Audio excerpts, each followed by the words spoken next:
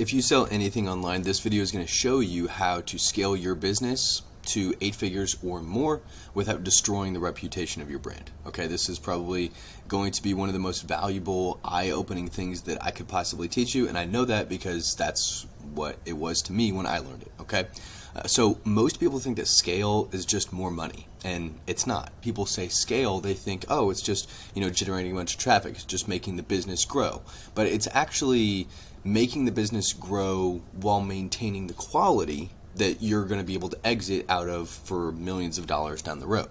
Because that's the end goal for everybody, right? It's not just generating a bunch of money. It's not just generating a bunch of traffic and getting people in your door or building an email list or anything like that. It's growing it while maintaining the quality that you can exit from.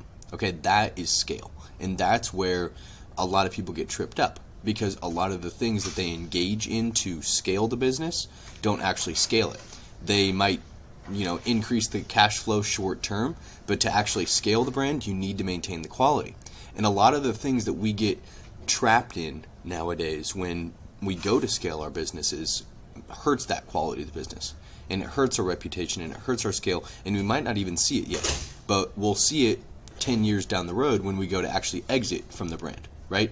And so that's what you have to avoid. That's what you have to look out for. So this video will show you how to avoid that, what to look out for, and why a lot of people get tripped up when they're trying to scale their business. Okay, most people think that it's just generating more money, but it's actually rebalancing the size of the business against the TAM, which is the total addressable market. Regular business growth looks like this: straight line, year-over-year overgrowth of 1.25x. Okay, a scale looks like this. It's the purple line, and this is dangerous because when your revenue breaks from that normal pace of growth into scale territory, like you saw in the purple line, you go from being in the flow of traffic and just doing the same thing as everybody else to actually breaking out of it, and then you speed up. But with the speed increasing, so does the danger. Okay, and that's what you have to look out for, is how quickly you're getting that scale. Because the quicker you scale, the more likely it is to harm the long-term growth of the business. And it might be good for short-term cash flow, but long-term it's going to be bad. So when you're scaling your business, okay, and we look down, we sit down to actually define how the business is valued at the end of all of it. Okay, we come up with 3 things. So let's say you've been scaling forever, you want to exit the business. We look at 3 things when we're valuing a business. We look at cash on hand, okay, the assets that we have. We look at current cash flows right now, and then we will look at future cash flows. Okay, future cash flows is heavily discounted because obviously it hasn't happened yet, but it's very, very important when you're valuing a business, because somebody's not going to pay for something or assign it any value at all if it's not going to see any money in the future, and there's no certainty of money coming back in the future. People can pay for assets all day long, but a lot of the times it would be cheaper for them to build their own assets than buy yours. So when they're buying a business, what they're really looking at is cash on hand, current cash flows, and then the future certainty of the cash flow in the future. Okay? So future cash flow comes down to a lot of different variables: supply and demand, customer acquisition, retention, all these different things. And this confuses a lot of people because they think that future cash flow is just, can I get new clients or can I get new customers? And it's not. Right? Your business's value doesn't come from your ability to get customers. It actually comes from how many ways you can get new customers, how certain it is that you're going to be able to get new customers in the future. Okay? So when people buy a business, they're looking for certainty, like we said. But when we look for things that scale us, we have to think with that long-term mentality, not short-term cash injections. Because that future certainty of cash flow is not going to come from a one-off promo that you run one time a year. It's not going to come from hiring somebody who's really, really good at this one thing that does it for you for 2 months and then you stop paying them and it's done. That's not where the scale of your business, that's not where the value or the certainty of future cash flow is going to come in your business. That's going to come from the inside of your business out, not something that you tack on from the outside. And so when we look for things to scale us, we have to look for something that's long-term, not short-term. So here's unhealthy scale. Okay, the definition of unhealthy scale is when the business violates the certainty of the future of the business or certainty of future cash flow for short-term results, right? If you engage in anything that spreads you too thin, puts your reputation in danger, or affects your reputation at all, you're harming that future cash flow of the brand for just a little uptick in cash right now. Okay? And so that's unhealthy scale in a nutshell. Good scale protects the reputation as it grows, and that brings in better business, better relationships, simpler organic growth. Everything works better when we scale healthily, because it works the business as a system, and it says, okay, we're going to scale this one thing right here. That might be customer service. And you might be thinking, how are we going to scale customer service? And we scale customer service by putting more money into it, investing a little bit more into it, pulling our team in-house, making them experts in what they do, right? So that it increases the relationship of our customers who leave better reviews. That increases our acquisition because people trust us more. We get more customers. They have a better relationship with our customer service team, blah, blah, blah, right? You see how it flywheels, okay? And so every single thing that we do is going to increase compound-wise when we focus on it like that. And when we put money and we try and scale the things that are out of the norm. Right? And when you optimize the business from the inside out, instead of just tacking things on the outside and hoping for a little bit of short-term growth just in the next few weeks or something that is just going to pull away as soon as we stop paying somebody, or when the holiday season ends or something like that. Okay, so that is the definition of unhealthy scale. So here's how you can do it for your business, and these aren't specific strategies. These aren't specific things that it's like, okay, here's step 1, step 2, step 3, step 4, because you don't need that. You don't need the tactical things. If you're watching this right now, you're in the place where you're looking to scale your business, and I don't need to teach you any tactical things right now. You're looking for actual like high level stuff that nobody else is teaching you, and I haven't seen anybody else teach this. Okay, so what I'm going to give you is more valuable than a tactical game plan or a little blueprint. I'm going to teach you what not to do and what to avoid. And the only reason that I know this is because I've done it for myself. I have 2 personal brands, and both of those brands I dealt with this exact same thing. And honestly, every single time that I would scale the business, I would be paying somebody, or I hired somebody, or I did something that engaged in like that short-term cash flow injection, and I was like, wow, this is great. I'm paying this guy $5,000, he's making me $7,000 back, I'm netting $2,000. If I just multiply that 10 times, I can make $20,000. Like, that's not a sustainable business. Right? That's continual promotions, and that's not me actually operating the business. And so that's what I want to teach you to avoid. So I'm going to teach you how to say no to things, okay? Because when I didn't know this, I was extremely vulnerable to everybody who was selling scale. I was extremely vulnerable to everybody who was like, hey, I'll scale your business. That word just popped into my head, and I was like, oh, perfect, that's a good thing. So I need to be adding money to that. I need to be investing in that. I need to give him some cash, right? And that's not it at all. Because I wasn't looking at the long term of the business. I was only looking at the short term and like, okay, this is going to get me enough money to cover my new car payment for next month, right? And that was it. And I was like, okay, I want to buy this thing, so I need to hire this guy. He's going to make me $5,000 this month. It'll compound a few times. That's $15,000. Boom, I'll put this into that car. And that was how I was running the business, and that's not sustainable at all. Never will be. Okay? And so what we need to look at when we're looking to scale the business itself, and people are coming to us, right, with opportunities for scale, with opportunities for growth, how is it going to affect the long term of the business? Okay, I know one story of somebody in my private client group, and they hired somebody to help out their business, and he said, I will double your email sales in 1 weekend. And obviously that's a killer offer, and a lot of times you hear things that are like, hey, if it's too good to be true, it probably is, right? And in this case it was, because what he did was essentially just spam the email list that they had worked very hard to build to about 50,000 people, I think, at one point. And they spammed the email list with like affiliate links for things that were kind of related to their product, kind of off kilter though, for things that were just outside of their realm a little bit. And it was all exactly that. It was just spamming people. And they were sending like 11 emails every single day, non-segmented. So that was to the entire list. There was no segmentation at all. Even if somebody had clicked on one of the links, they were still getting the other ones. And it gave them a ton of short-term growth. Like, it made them a ton of money on the short term through these links and stuff like that. But in the actual long term of the business, that killed them.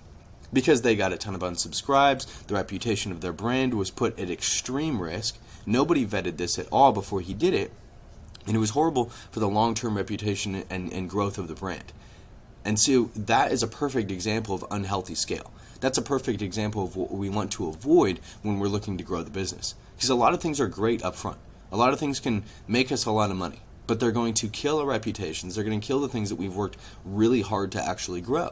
And that's what I don't want for you. That is the opposite of what I want you to do for your brand. Because I've been there. A lot of people in my private client group have been there, and I don't want it for you. Okay, so this is more of a how to say no to something instead of a yes, that scale is great. Here's some money, you know.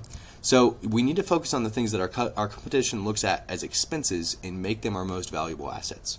This is a perfect way to look at the long term of the business. See, a great example of this is Sam Walton. So Sam Walton, when he started his business, he got it to a healthy amount. I can't remember exactly what it is. He talks about it in the book Made in America by Sam Walton. And he got it to, I think, 2 or 3 stores. And things were going great.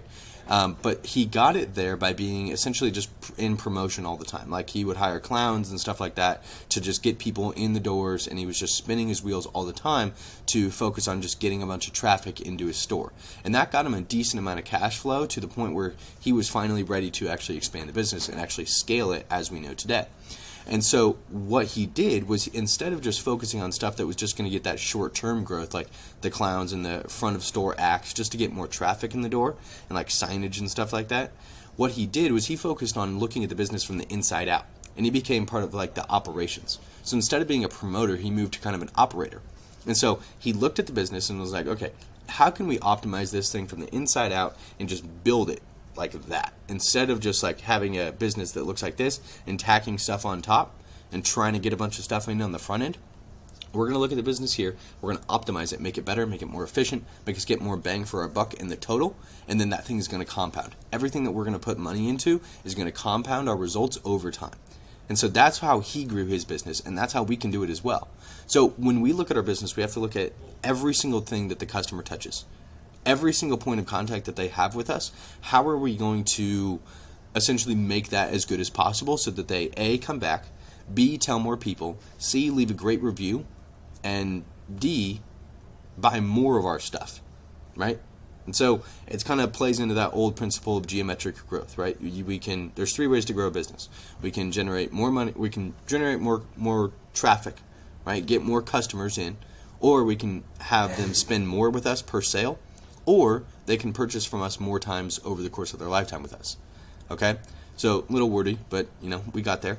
And so that is how you're essentially going to grow the business, is one of those 3 things, or all 3 of those things. And so when we look at the business from the inside out and we optimize it, then we say, okay, well, we can focus on the second and third thing and use those in everything that we do.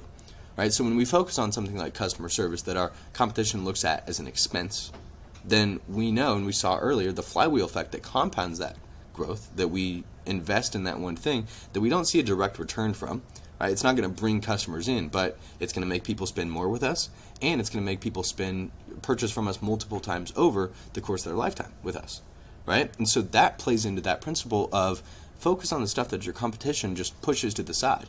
They're so focused on getting a bunch of traffic in the door and just spending a bunch of money on Facebook and Google and everywhere that they can generate more, clicks from to try and get more customers in the door. They're not even looking at their business from the inside out and trying to build that growth on that long-term scale. And if you do that while you're acquiring those customers on the front end, you're going to last a lot longer than they are just by focusing on, a real creaky skeleton of their business.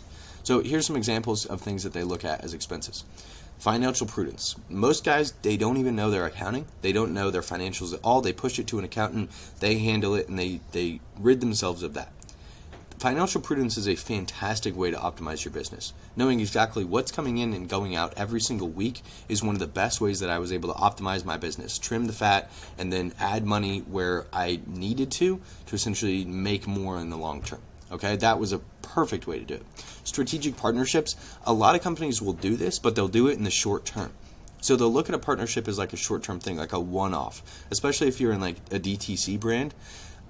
So many businesses look at these things as like one-offs, like influencers or partnerships that are just going to be like, hey, here's a limited time offer thing. But if you can actually get a partnership with somebody who it benefits you and it benefits them in the long term, that is one of the best ways that you can grow your business. I mean, and it has worked wonders for me, and I can teach you how to do it. It's going to be a very, very long video, so I don't want to include it in here, but strategic partnerships that mutually benefit both of you, where they essentially scratch your back when you scratch theirs as far as referrals or clicks or promoting somebody else on your email list. Like, it's a great way to grow your business in the long term. Diversification is another one. So a lot of guys, they diversify too quickly, and they look at this as like an expense that they have as far as like time goes. And so when they diversify, they're like, okay, well, we need to diversify the business. Let's just do this. And they do a real knee-jerk reaction and say, okay, we need to diversify our traffic sources, so we're just going to start with this one here. And they don't even do any research on it. They don't understand, like, hey, our customers are on here. We need to be putting the money here. And they're just like, oh, everybody else is doing Google. We might as well run Google Ads. And that's an asset for you, because if you spent the time and the mental expense to actually look at where your customers are at and put the money towards that instead of just where everybody else is doing it, that's where you break from that normal flow and you are suddenly on that purple line instead of what everybody else is doing. You're moving out of that flow of traffic, and suddenly the speed of your business increases because you're in the right spot at the right time, reaching the right people. Employee development is another great one for the long term, especially if you have people coming in the door, like if you sell info products that move up to a higher ticket thing, and you have a sales team. It's a fantastic way, obviously, to grow your business long term, to invest in your employees, because that's the first point of contact that a lot of your customers are going to have with your business. Quality over quantity is something that I have preached for a very long time. If you generate a bunch of traffic into your business, if you start to scale, okay, and you're getting a consistent 3,000 orders a month, let's say. If you scale your business to now you're suddenly getting 6,000 orders every single month, this is another way that you can run into harm in your business and destroy your reputation if you grow too quickly. So if you grow too quickly and you start doubling the amount of people that are coming into your business and ordering from you, can you keep up with that fulfillment? Can you keep up with that scale that you're getting on the front end? That's something that you've got to look at before you actually do it, because if you don't, you're going to get a lot of chargebacks and disputes, you're going to get a lot of refund requests, you're going to get a lot of bad reviews, and it's going to kill the reputation of your business in the long term, because people aren't going to put up with that. And if you can't handle that scale, then you need to start sticking with the quality thing before you move to the quantity.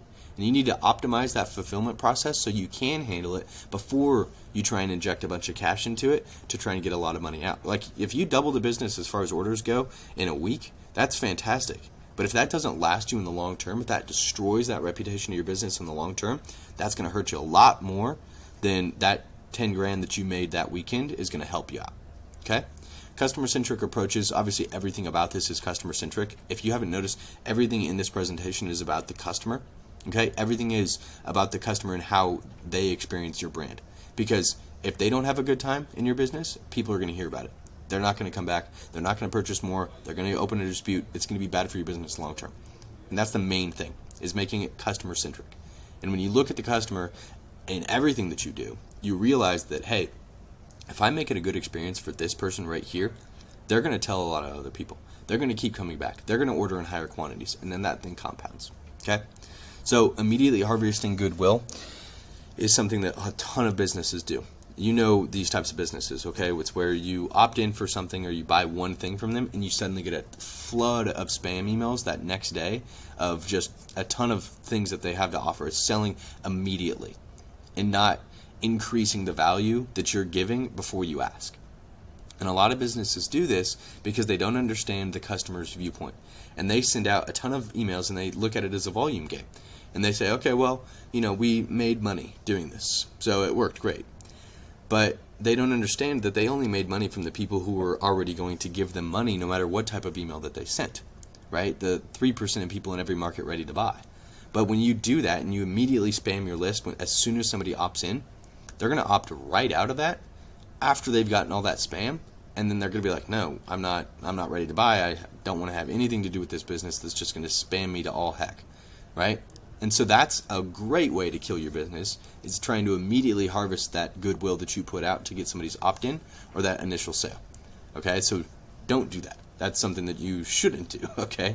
So, and again, it's a great way to make short-term cash. Great way to get a short-term cash injection, but the long-term growth of your business, if you immediately harvest that goodwill that you're putting out into your marketplace to get somebody to opt in or make that first sale, that's a great way to make a lot of cash really quickly, but they're not going to come back, and they're certainly not going to order more stuff from you. The businesses that last are the businesses that compound what they have. Instead of deploying strategies and trying a bunch of stuff that says scale, learn to say no to things. Learn what is not good for you. Learn what you need to avoid instead of just putting a bunch of money behind everything. Okay? That is my number one piece of advice to you. The easiest way to scale your business is from the inside out. It is looking at the business and saying, okay, here's what I need, here's where I'm at right now, here's where I need to get to, finding that gap, and then finding the things that are going to close that gap for you, but maintain the quality of the business the entire time that you're doing it. And if something will potentially, even just the slightest, harm your business in the long term, just to make you some short-term cash, no matter how much cash that is, it's not going to be good for you, because in the long term, you're going to lose out on a lot more money than that one thing made you that weekend, or that week, or however long that thing was. Okay? So my biggest piece of advice is say no to anything that harms that long-term reputation of your brand for a little short-term cash.